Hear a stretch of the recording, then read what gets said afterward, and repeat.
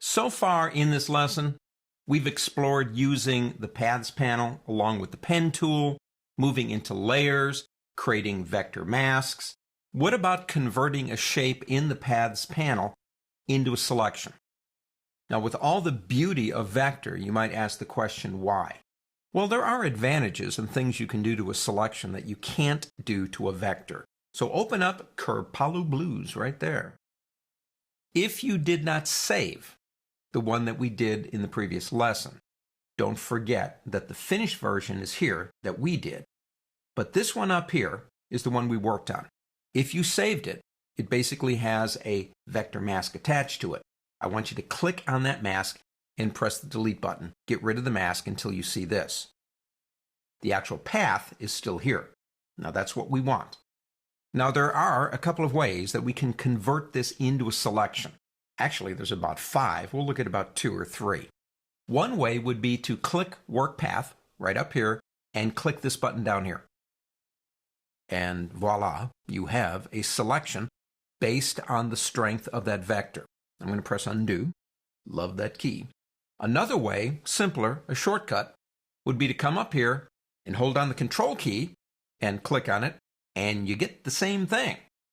Let me get rid of that and show you one more way that gives you options.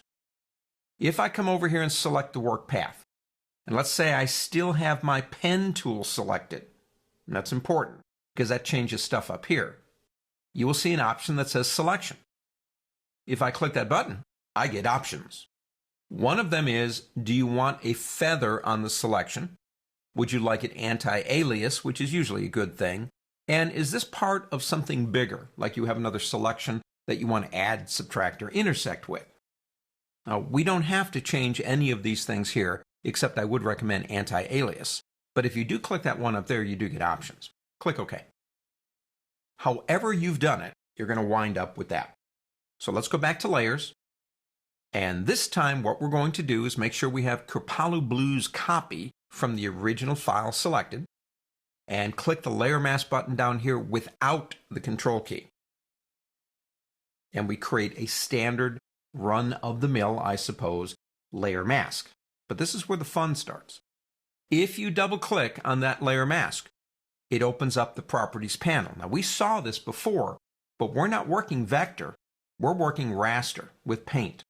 You do have the same 2 options here. You have the ability to change the density of the mask, which actually sometimes can be fun. Let's take that back to 100%.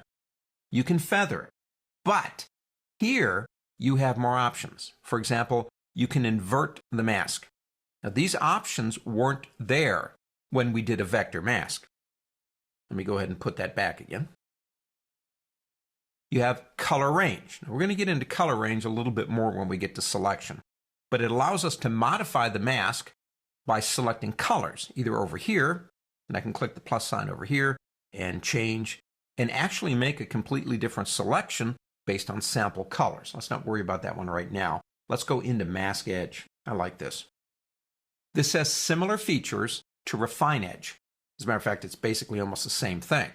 For example, you can get into edge detection and go into turn on Smart Radius, put our radius at about a 0.5, actually a 0.05 for me.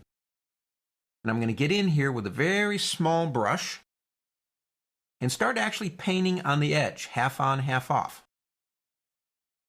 Now, as you do, it begins to, or attempts to, refine the edge.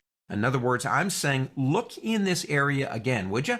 And see if you can make that mask any better against that blue flower, against that background. And every time you paint it, it tries to do a little bit of a better job.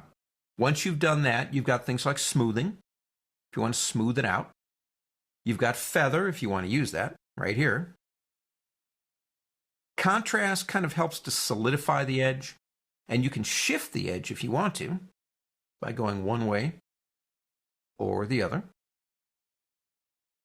You can work with decontaminate colors. Now, in the case of this image, you're not going to see much of any difference because the colors are so distinct between the flower and the background, and you can say then output that to what? Now you've got, well, just make it another selection. I want to use it in another layer. Or how about a new layer with a layer mask? Let's do that one. Click OK.